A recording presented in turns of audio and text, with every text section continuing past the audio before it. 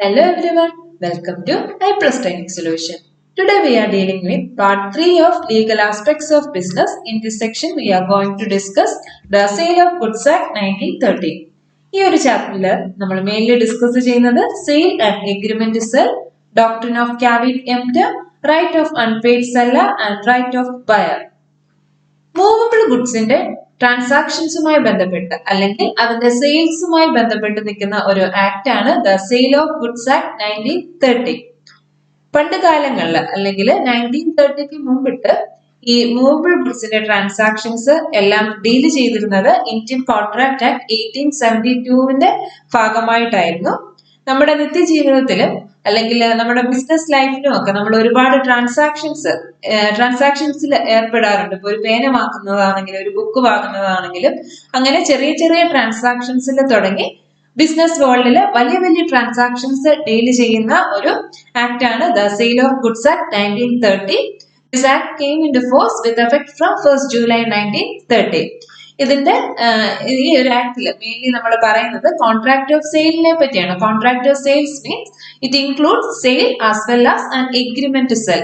Sale എന്താണ്, agreement sale എന്താണ്, അതിന്റെ ഡെഫിനിഷൻസ് നമ്മൾ പിന്നീട് പഠിക്കുന്നുണ്ട്, അതുകൊണ്ട് ഞാൻ ഇവിടെ പറയുന്നില്ല. This act does not deal with the sale of immovable property. നമ്മൾ പറഞ്ഞു സെയിൽ ഓഫ് ഗുഡ്സ് ആക്ടിന്റെ അണ്ടറിൽ വരുന്നത് മൂവബിൾ പ്രോപ്പർട്ടീസിന്റെ സെയിലുമായി ബന്ധപ്പെട്ട് നിൽക്കുന്ന ഒരു ആക്ട് ആണെന്ന് പറഞ്ഞു. സോ ഈ ആക്ട് ഇമ്മൂവബിൾ പ്രോപ്പർട്ടിനെ പറ്റി ഡീൽ ചെയ്യുന്നില്ല, അല്ലെങ്കിൽ ഇമ്മൂവബിൾ പ്രോപ്പർട്ടിയുടെ സെയിലോ അതിന്റെ ലീസോ അല്ലെങ്കിൽ അതിന്റെ ഗിഫ്റ്റ് എക്സ്ചേഞ്ച് ചെയ്യുന്നതോ ഒന്നും തന്നെ സെയിൽ ഓഫ് ഗുഡ്സ് ആക്ടിന്റെ അണ്ടറിൽ വരുന്നില്ല. അത് ട്രാൻസ്ഫർ ഓഫ് പ്രോപ്പർട്ടി ആക്ട് 1882 ഭാഗമായിട്ടാണ് വരുന്നത്. ഇനി നമുക്ക് കുറച്ച് ഡെഫിനിഷൻസ് പഠിക്കാം. First, buyer. Section 2 subsection 1. A person who buys or agrees to buy the goods. Goods വാങ്ങുക അല്ലെങ്കിൽ ബൈ ചെയ്യുക അല്ലെങ്കിൽ എഗ്രീസ് ടു ബൈ, വാങ്ങാമെന്ന് പറയുന്ന എഗ്രി ചെയ്യുന്ന വ്യക്തിനെയാണ് ബയർ എന്ന് പറയുന്നത്. Then delivery, it means voluntary transfer of possession from one person to another. ഒരു ഗുഡ്സിന്റെ possession ഒരാളിൽ നിന്ന് മറ്റൊരാളിലേക്ക് കൈമാറുന്നതിനെ വോളണ്ടറി ആയിട്ട് ട്രാൻസ്ഫർ ചെയ്യുന്നതിനെയാണ് ഡെലിവറി ഓഫ് ഗുഡ്സ് എന്ന് പറയുന്നത്. Then document of titles to goods.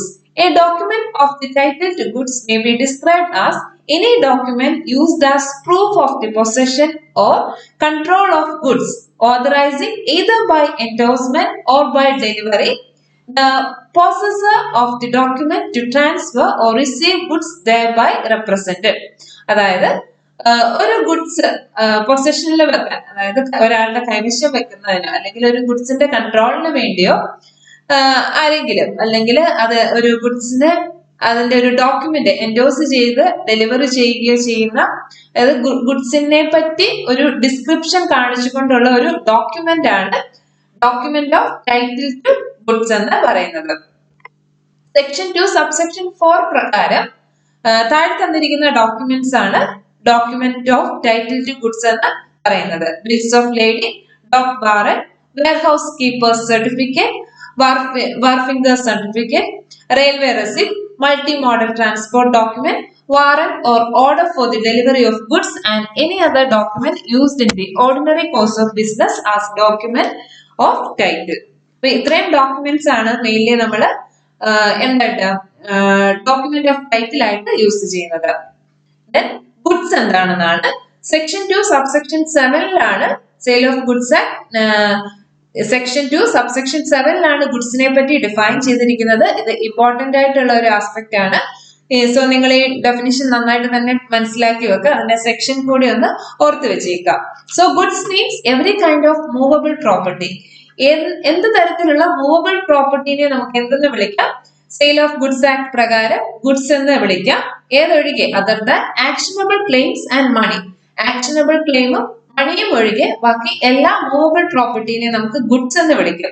So ആ മൂവബിൾ പ്രോപ്പർട്ടി എന്ന് പറയുമ്പോൾ അതിൽ എന്തൊക്കെ വരുന്നുണ്ട്? It includes stock and shares, growing crops, grass and things attached to or form part of the land which are agreed to be severed before sale or under the contract of sale.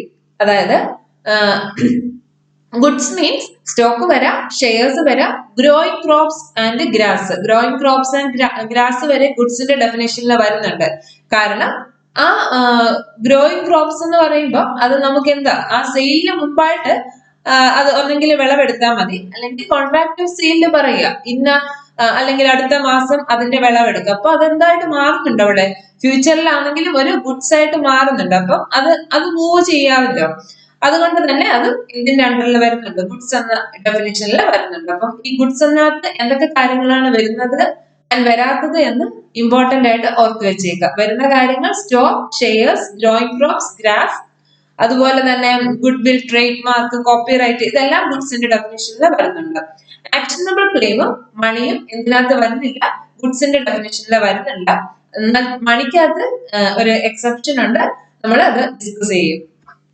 Money and actionable claim have been expressly excluded from the term goods. നമ്മൾ അത് already പറഞ്ഞു കഴിഞ്ഞു. Money means the legal tender. Money does not include old coins and foreign currency. ഞാൻ നേരത്തെ പറഞ്ഞു മണിക്കകത്ത് exception ഉണ്ട്. Old കോയിൻസും foreign കറൻസിനെയും movable property ആയിട്ടാണ്, അതായത് ഗുഡ്സിന്റെ ഡെഫിനിഷനിൽ വരുന്ന ഐറ്റംസ് ആണ് ഓൾഡ് കോയിൻസും ഫോറിൻ കറൻസിയും. അതായത് ഓൾഡ് കോയിൻസ് എന്ന് പറഞ്ഞാൽ അതൊരു കളക്റ്റിബിൾ ഐറ്റം ആണ്, ഒരു കളക്ഷൻ ആണ്. അത് നമുക്ക് വേണമെങ്കിൽ എന്ത് ചെയ്യാം, ട്രാൻസ്ഫർ ചെയ്യാം, അല്ലെങ്കിൽ സെയിൽ നടത്താനായിട്ട് പറ്റും. അതുപോലെ തന്നെ ഫോറിൻ കറൻസിയും എന്തിന്റെ ഡെഫിനേഷനിൽ വരുന്നുണ്ട്, ഗുഡ്സിന്റെ ഡെഫിനേഷനിൽ വരുന്നുണ്ട്. അതിന്റെ sale and purchase of foreign currencies however also regulated by FEMA act, foreign exchange management act കൂടി അതിന്റെ ഫോറിൻ കറൻസിയുടെ എക്സ്ചേഞ്ചുമായി ബന്ധപ്പെട്ട് അതിന്റെ ഒരു റെഗുലേഷനിൽ വരുന്നതാണ് foreign exchange management act. Then actionable claim. Actionable claims എന്ന് പറഞ്ഞാൽ അൺസെക്യൂർഡ് ആയിട്ടുള്ള ഡെബ്റ്റ്സ്, അതായത് ഒരാൾക്ക് കടം കൊടുക്കുന്നത് വാങ്ങുന്നത് ഒന്നും തന്നെ ഗുഡ്സിന്റെ ഡെഫിനിഷനിൽ വരുന്നില്ല. Actionable claims like debts and are things which a person cannot make use of but which can be claimed by him by means of a legal action. അതായത് ഈ ആക്ഷനബിൾ ക്ലെയിം നമ്മൾ ഗുഡ്സിന്റെ ഡെഫിനിഷനിൽ പറയുന്നില്ല എന്നുണ്ടെങ്കിലും അത് ഇപ്പം കൊടുക്കുകയോ വാങ്ങുകയോ ചെയ്തു കഴിഞ്ഞാൽ അതിനകത്ത് എന്തെങ്കിലും അത് കിട്ടാതെ വരികയൊക്കെ ചെയ്യുവാണെങ്കിൽ നമുക്ക് അതിനെതിരെ ലീഗൽ ആക്ഷൻസ്, അത് ക്ലെയിം ചെയ്ത് വാങ്ങിക്കാനൊക്കെ പറ്റുന്ന പ്രൊവിഷൻസ് ഉണ്ട്. Actionable claims cannot be sold or purchased like goods. They can only be assigned as per the provisions of Transfer of Property Act. അത് ട്രാൻസ്ഫർ ഓഫ് പ്രോപ്പർട്ടി ആക്ടിലാണ് ഈ ആക്ഷനബിൾ ക്ലെയിം വരുന്നത്. Then grass, growing crops, trees to be cut and the log wood to be delivered are goods. അപ്പൊ ഇതെല്ലാം ഗുഡ്സിന്റെ ഡെഫിനിഷനിൽ വരുന്നുണ്ട്. Similarly, things like goodwill, copyright, trademark, patent, water, gas, electricity are all goods and may be the subject matter of contract of sale. Contract of sale ഡെഫിനിഷനിൽ goods എന്ന നിലയ്ക്ക് goodwill വരുന്നുണ്ട്, copyright, trademark, patent, water, gas, electricity, ഇതെല്ലാം ഗുഡ്സിന്റെ ഡെഫിനിഷനിൽ വരുന്ന items ആണ്. ഇതെല്ലാം ഒന്ന് ഓർത്ത് വെച്ചേക്കുക, ഏതൊക്കെയാണ് ഗുഡ്സിന്റെ ഡെഫിനിഷനിൽ വരുന്നത് ആൻഡ് വരാത്തത് ഏതൊക്കെയാണ്. മണിയും ആക്ഷനബിൾ ക്ലെയിംസും ഗുഡ്സിന്റെ ഡെഫിനിഷനിൽ വരുന്നില്ല. മണിയിൽ തന്നെ ഓൾഡ് കറൻസീസും ഫോറിൻ കറൻസീസും ഗുഡ്സിന്റെ ഡെഫിനിഷനിൽ വരുന്ന ഐറ്റംസും ആണ്.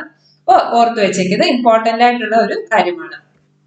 ഇനി ഗുഡ്സിനെ നമുക്ക് മെയിൻലി മൂന്നായിട്ട് ക്ലാസിഫൈ ചെയ്യാം: existing goods, future goods and contingent goods. Existing ഗുഡ്സിനെ വീണ്ടും അഗെയിൻ മൂന്നായിട്ട് ക്ലാസിഫൈ ചെയ്യുന്നുണ്ട്: specific goods, ascertained goods and unascertained goods. ഓരോന്നും എന്താണെന്ന് നോക്കാം. Existing goods means contract of sale make ചെയ്യുന്ന ടൈമില് സെല്ലറുടെ കയ്യിലും അദ്ദേഹത്തിന്റെ ഓണർഷിപ്പിൽ ഉള്ളതുമായിട്ടുള്ള ഗുഡ്സിനെയാണ് എക്സിസ്റ്റിംഗ് ഗുഡ്സ് എന്ന് പറയുന്നത്. അതായത് ആ ഗുഡ്സിന്റെ നിലനിൽപ്പ്, അത് ആ ഒരു കോൺട്രാക്ട് സെയിലിന്റെ സമയത്ത് അങ്ങനെ ഒരു ഗുഡ്സ് ഓൾറെഡി ഉണ്ട്, അതാണ് എക്സിസ്റ്റിംഗ് ഗുഡ്സ്. ഇനി ഫ്യൂച്ചർ ഗുഡ്സ് എന്ന് പറഞ്ഞാൽ ഫ്യൂച്ചറിൽ ഗുഡ്സ് ആകാൻ പോകുന്ന സാധനങ്ങൾ, അല്ലെങ്കിൽ അത് മാനുഫാക്ചർ ചെയ്ത് തുടങ്ങുന്നതേ ഉള്ളൂ, അല്ലെ അത് ഗുഡ്സ് ആയിട്ട് എന്തായില്ല, കൺവേർട്ട് ചെയ്തില്ല, ബട്ട് ഫ്യൂച്ചറിൽ അത് എന്തായിട്ട് മാറും, അത് ഗുഡ്സ് ആയിട്ട് മാറും. ഇപ്പൊ ഗ്രോയിങ് ക്രോപ്സ് എന്ന് പറഞ്ഞില്ലേ, അത് ചിലപ്പോ ആ കോൺട്രാക്ട് സെയിലിന്റെ സമയത്ത് അത് ചിലപ്പോ ഗുഡ്സ് ആകണം എന്നില്ല, ചിലപ്പോ അത് കഴിഞ്ഞിട്ട് ഓഗസ്റ്റ് മാസം അല്ലെങ്കിൽ ഒരു മാസം കഴിയുമ്പോഴായിരിക്കും അത് ഗുഡ്സ് ആയിട്ട് കൺവേർട്ട് ആകുന്നത്. അത് അങ്ങനെയുള്ള ഗുഡ്സ് ആണ് ഫ്യൂച്ചർ ഗുഡ്സ് എന്ന് പറയുന്നത്.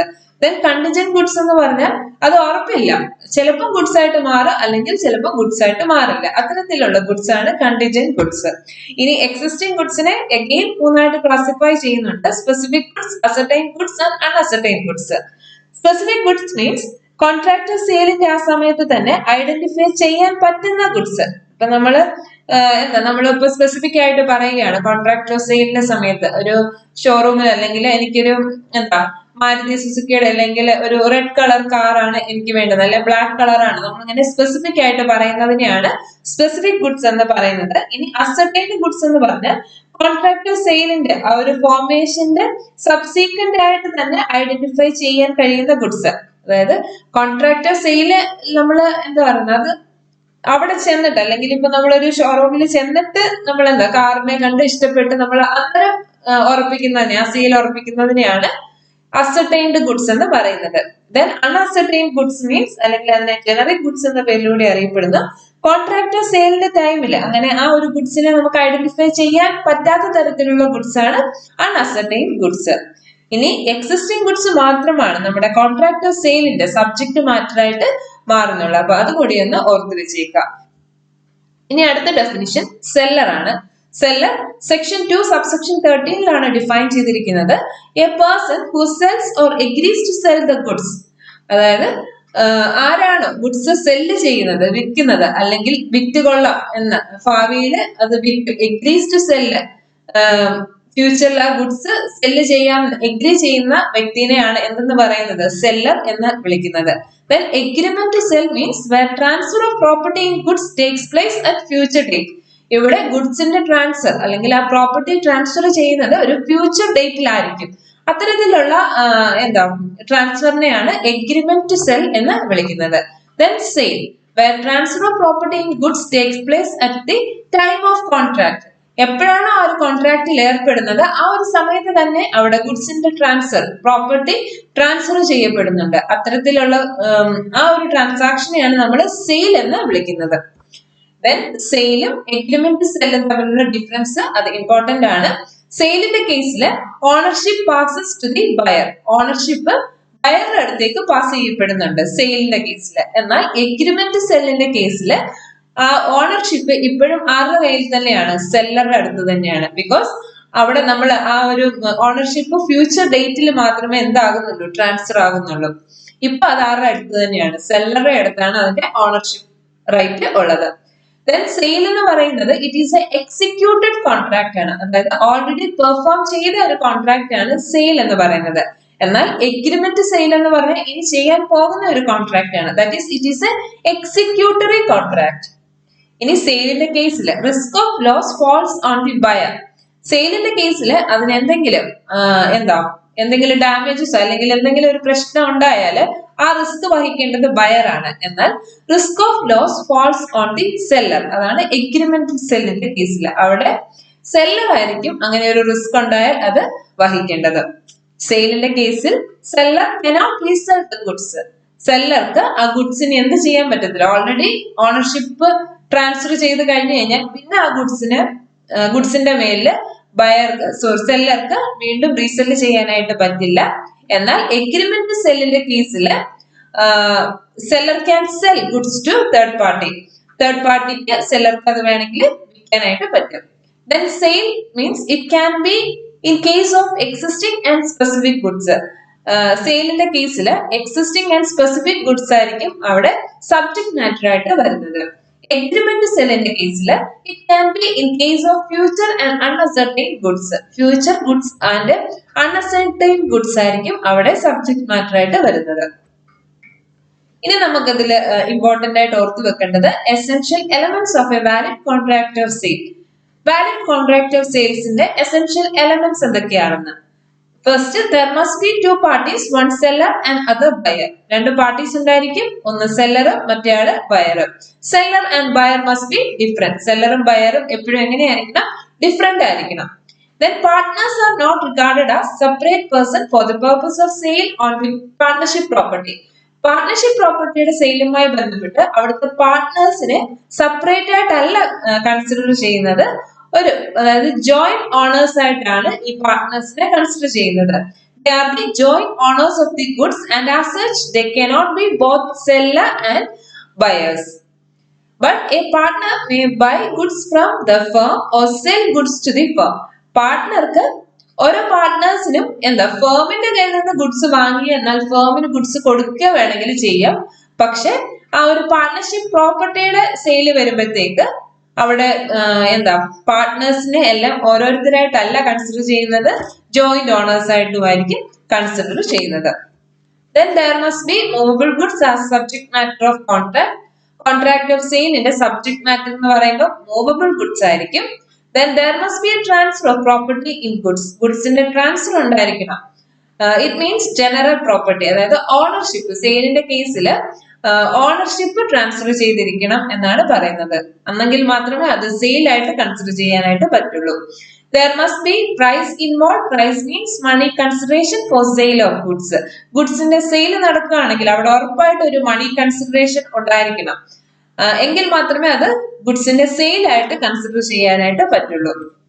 Then exchange of goods for goods is barter. അതായത് ബാർട്ടർ സിസ്റ്റം ആണെങ്കിൽ ഗുഡ്സിന് പകരം ഗുഡ്സ് എക്സ്ചേഞ്ച് ചെയ്യുകയാണെങ്കിൽ അവിടെ അതിനെ സെയിൽ ആയിട്ട് കൺസിഡർ ചെയ്തില്ല, പകരം അതിനെ ബാർട്ടർ സിസ്റ്റം ആയിട്ട് തന്നെ കൺസിഡർ ചെയ്യത്തുള്ളൂ. അതായത് ബാർട്ടർ സിസ്റ്റം ഒരിക്കലും സെയിൽ ആയിട്ട് കൺസിഡർ ചെയ്യുന്നില്ല. ബിക്കോസ് അവിടെ എന്ത് വരുന്നില്ല, ഒരു പ്രൈസ് കൺസിഡറേഷൻ വരുന്നില്ലല്ലോ. അതുകൊണ്ടാണ് ബാർട്ടർ സിസ്റ്റത്തെ എന്തായിട്ട് കൺസിഡർ ചെയ്യാത്തത്, സെയിൽ ആയിട്ട് കൺസിഡർ ചെയ്യാത്തത്. If exchange is for partly goods and partly for money it is same. എന്നാൽ എക്സ്ചേഞ്ച് പാർട്ട്ലി ഗുഡ്സും പാർട്ട്ലി മണിയുമായിട്ടാണ് ഒരു എക്സ്ചേഞ്ച് വരുന്നതെങ്കിൽ അതിനെ സെയിൽ ആയിട്ട് കൺസിഡർ ചെയ്യും. അതപ്പോ ഇമ്പോർട്ടന്റ് ആയിട്ടുള്ള ഒരു പോയിന്റ് ആണ്, ഓർത്ത് വെച്ചേക്കാം. All essential elements of a valid contract must be observed. Contract of sale എന്ന കേസിൽ നമ്മൾ ഓൾറെഡി പഠിച്ച essential elements of a valid contract, ഒരു വാലിഡ് കോൺട്രാക്റ്റിന് ഉണ്ടായിരിക്കേണ്ട എല്ലാ എസെൻഷ്യൽ എലമെന്റ്സും കോൺട്രാക്ട് ഓഫ് സെയിലിന്റെ കേസിലും ഉണ്ടായിരിക്കണം. Then the contract of sale can be entered into expressly or impliedly. നമുക്ക് കോൺട്രാക്ട് ഓഫ് സെയിലില് എക്സ്പ്രസ്ലി പറഞ്ഞുകൊണ്ടല്ലേ ഇംപ്ലൈഡ്ലി പറഞ്ഞുകൊണ്ട് ഒരു സെയിലില് ഏർപ്പെടാനായിട്ട് പറ്റും, കോൺട്രാക്ട് ഓഫ് സെയിലില് ഏർപ്പെടാൻ പറ്റും. Then അതിന്റെ formation. The contract of sale may provide for any of the following methods. താഴെ പറയുന്ന ഏത് രീതിയിൽ വേണമെങ്കിലും നമുക്ക് കോൺട്രാക്ട് ഓഫ്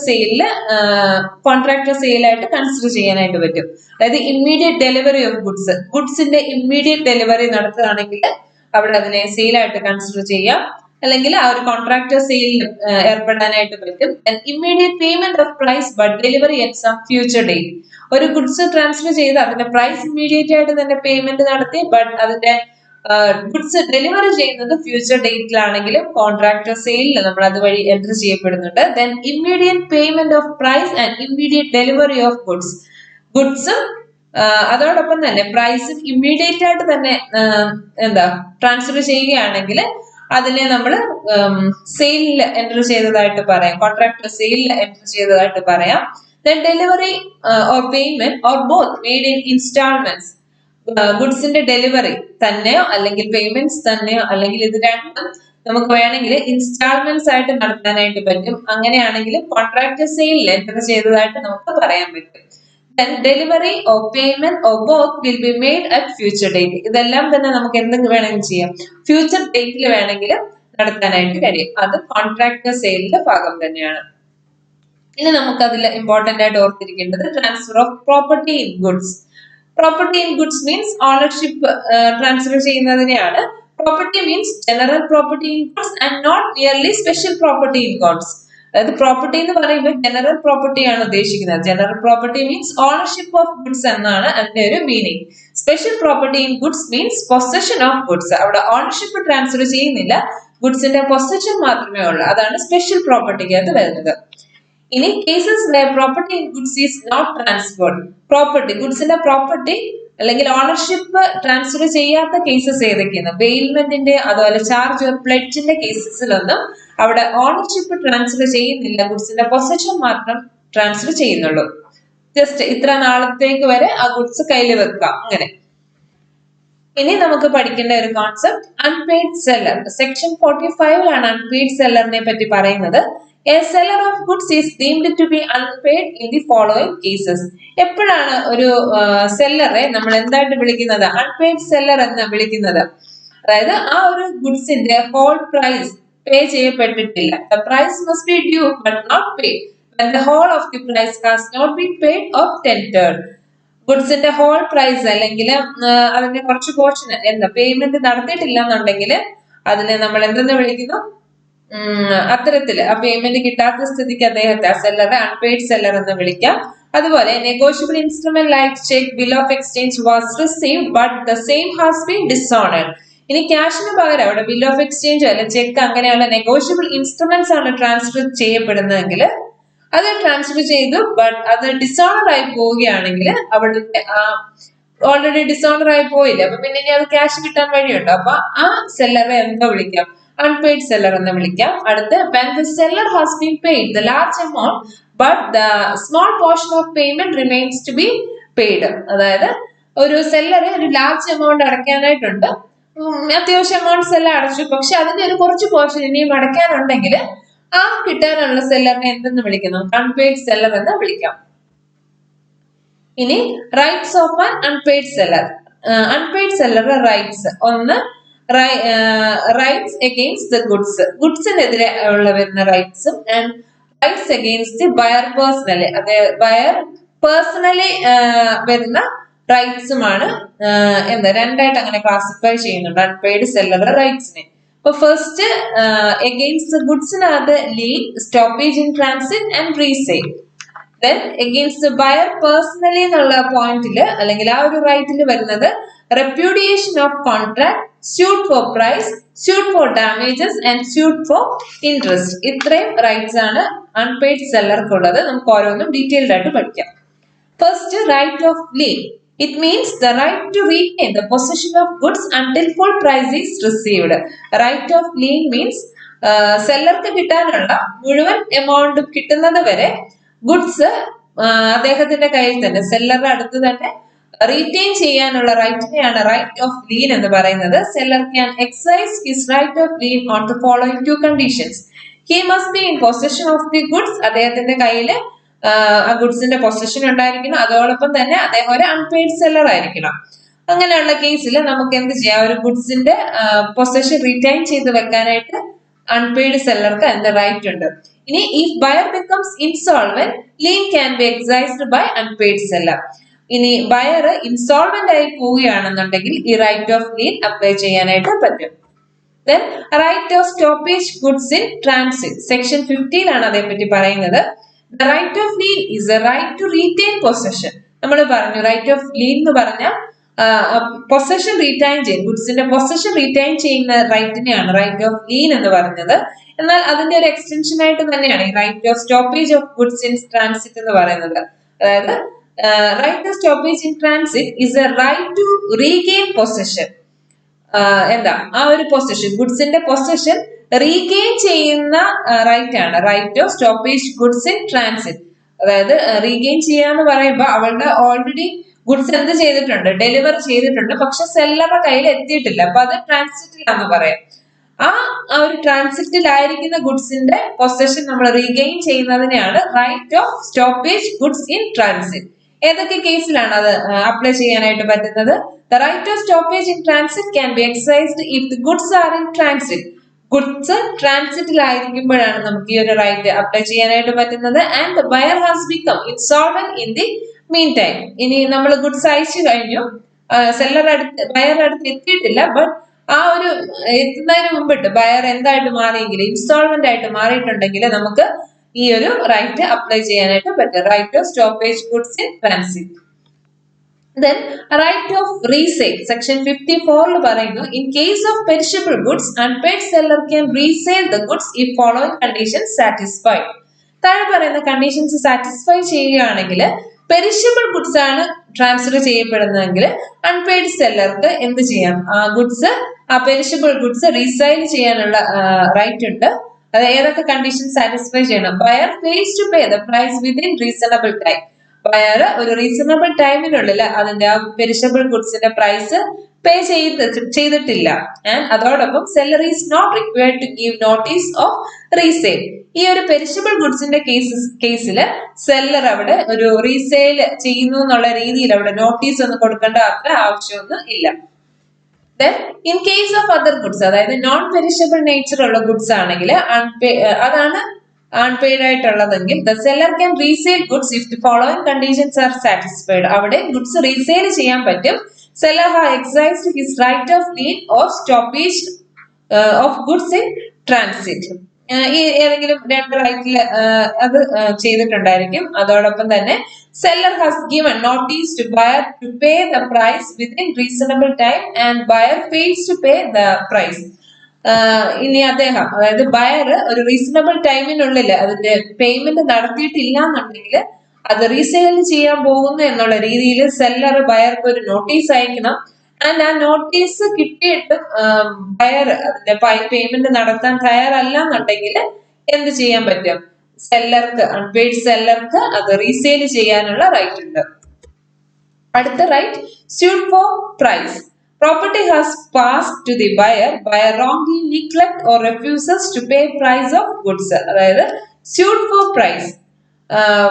ബയറിന്റെ അടുത്തേക്ക് പ്രോപ്പർട്ടി എന്ത് ചെയ്തു? പാസ് ചെയ്യപ്പെട്ടു, ഡെലിവറി ചെയ്തു. ബട്ട് അദ്ദേഹം അതിന്റെ പൈസ അടയ്ക്കുന്നതിന് വേണ്ടി, ബയർ അതിന്റെ പൈസ അടയ്ക്കുന്നതിന് വേണ്ടി റെഫ്യൂസ് ചെയ്യുക അല്ലെങ്കിൽ നിഗ്ലക്ട് ചെയ്യുകയാണെങ്കിൽ സെല്ലർക്ക് എന്ത് ചെയ്യും? പരാതിപ്പെടാനായിട്ട് പറ്റും. ആ ഒരു പ്രൈസ് കിട്ടണം എന്നുള്ള രീതിയിൽ പരാതിപ്പെടാനായിട്ട് പറ്റും.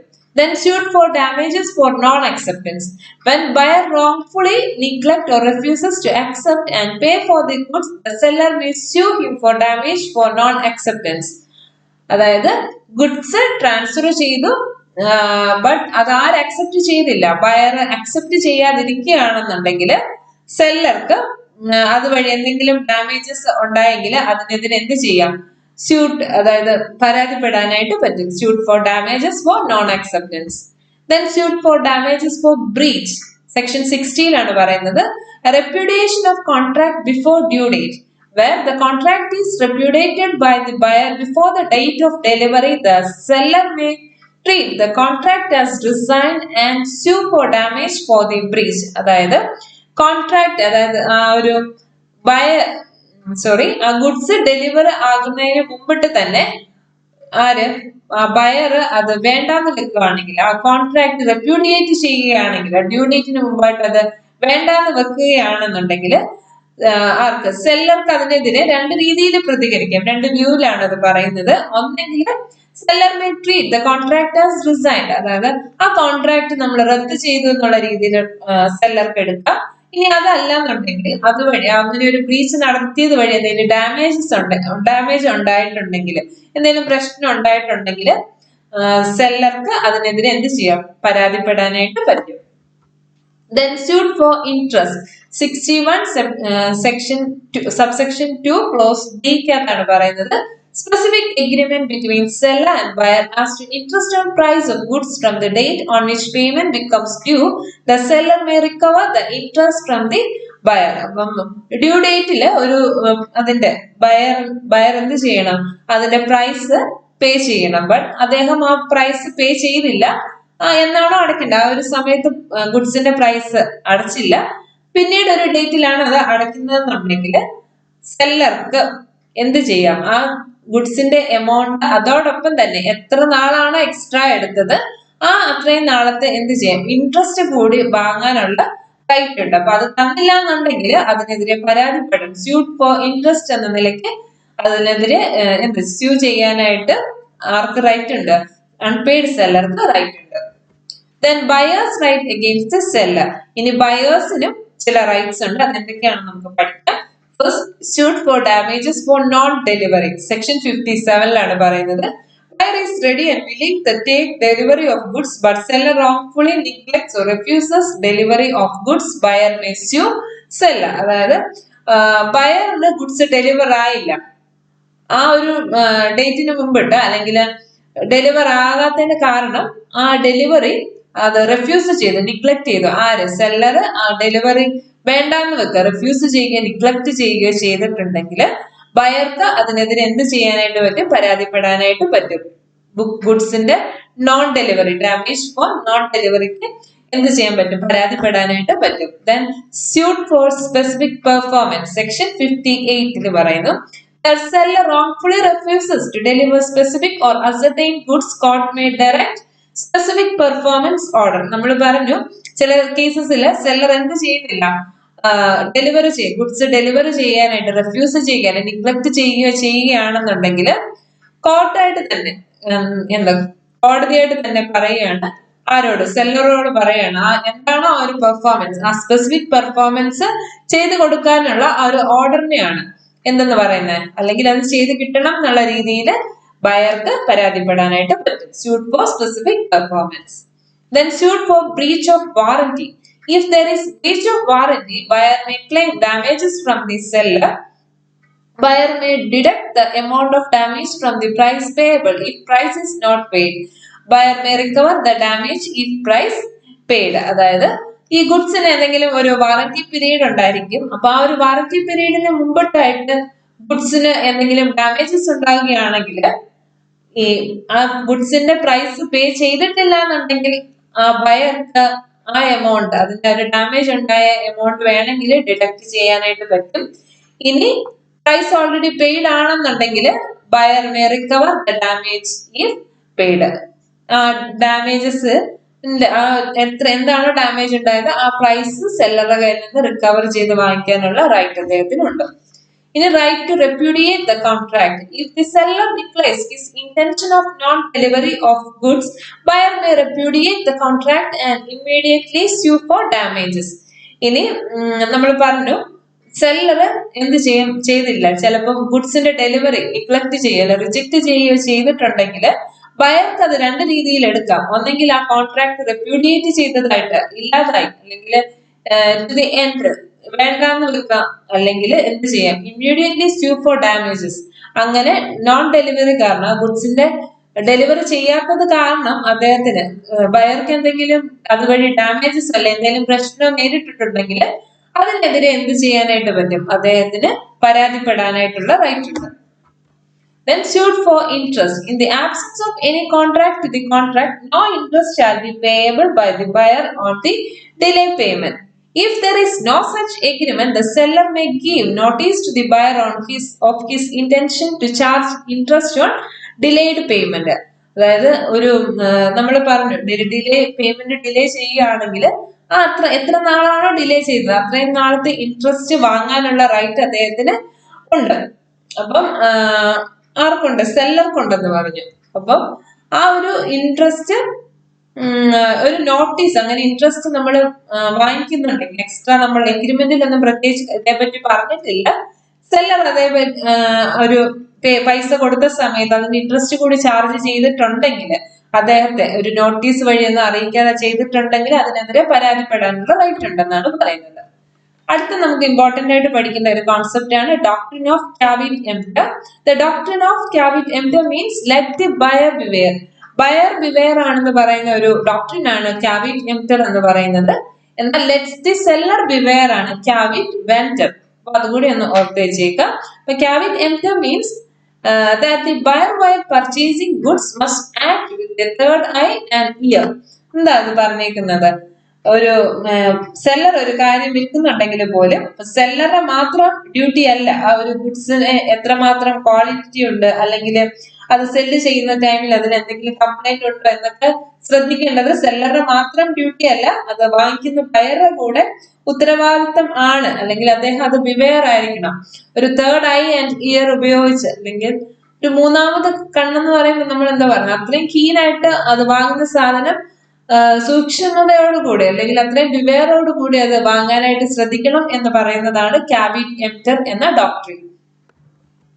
അത് ഏതൊക്കെ കേസസിലാണ് വരുന്നത് എന്നുള്ളത്. He should be careful to see the goods purchased will serve his purpose well. അപ്പൊ ഫസ്റ്റ് അദ്ദേഹം നോക്കേണ്ടത് അദ്ദേഹത്തിന് ഒരു നമ്മൾ സാധനം വാങ്ങിക്കുമ്പോൾ അതിനൊരു പർപ്പസ് ഉണ്ടായിരിക്കണം. ആ ഒരു പർപ്പസ് അത് അറ്റൈൻ ചെയ്യുന്നുണ്ടോ എന്നുള്ള കാര്യം ഗുഡ്സ് വാങ്ങിക്കുന്ന സമയത്ത് ആര് നോക്കുക എന്നുള്ളത്, ബയർ നോക്കുക എന്നുള്ളത് അദ്ദേഹത്തിന്റെ ഡ്യൂട്ടിയാണ്. അതോടൊപ്പം if the buyer is not careful and he finds later on that the goods do not serve his purpose, he cannot hold the seller liable for it. അതായത് എന്താ, ഗുഡ്സ് വാങ്ങിച്ച സമയത്ത് അദ്ദേഹം അത് ശ്രദ്ധിച്ചില്ല, പക്ഷെ അത് വീട്ടിലൊക്കെ കൊണ്ടുവന്ന് പിന്നെ നോക്കിയപ്പോ അതിന്റെ ഒരു എന്താണോ ബയർക്ക് ആവശ്യമായിട്ടുള്ളത്, അതിന്റെ ഒരു പർപ്പസ് എന്താണോ അത് ആ ഗുഡ്സിൽ നിന്ന് അത് സാറ്റിസ്ഫൈ ചെയ്യുന്നില്ല എന്നുണ്ടെങ്കിൽ, പിന്നീട് സാറ്റിസ്ഫൈ ചെയ്യുന്നില്ല എന്ന് മനസ്സിലാക്കിയിട്ട് കാര്യമില്ല, അതിന് സെല്ലർ അതിന് ലയബിൾ അല്ല.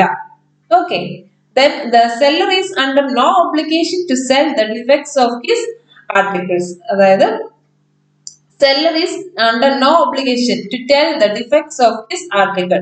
അതായത് അദ്ദേഹം വിൽക്കുന്ന ആർട്ടിക്കിൾസിൽ എന്തെങ്കിലും ഡിഫക്ട്സ് ഉണ്ടോ ഇല്ലയോ എന്നുള്ള കാര്യം അത് പറയണം എന്നുള്ളത് അദ്ദേഹത്തിന്റെ ഒരു ഒബ്ലിഗേഷൻ ആയിട്ടൊന്നും പറയാനായിട്ട് പറ്റില്ല. ഇനി ഇതിന് ചില എക്സെപ്ഷൻസ് ഉണ്ട്.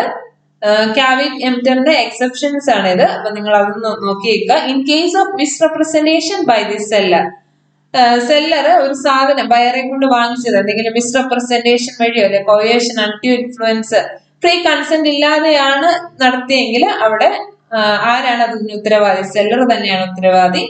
Then in case of concealment of latent defect, അതായത് അതായത് സെല്ലർ ഒളിപ്പിച്ചു വെച്ചേക്കാണ് ലേറ്റർ ഈ കൊണ്ടുപോയ ഉപകരണം കുറച്ച് 2 ദിവസം കഴിയുമ്പോൾ ഇതിന്റെ കംപ്ലൈന്റ് ഉണ്ടാകും എന്നുള്ള കാര്യം അദ്ദേഹം അറിഞ്ഞു വെച്ചിട്ട് പറയാതിരിക്കുകയാണെങ്കിൽ, അത് കൺസീൽ ചെയ്യുകയാണെങ്കിൽ അവിടെ സെല്ലർ ഉത്തരവാദിയാണ്.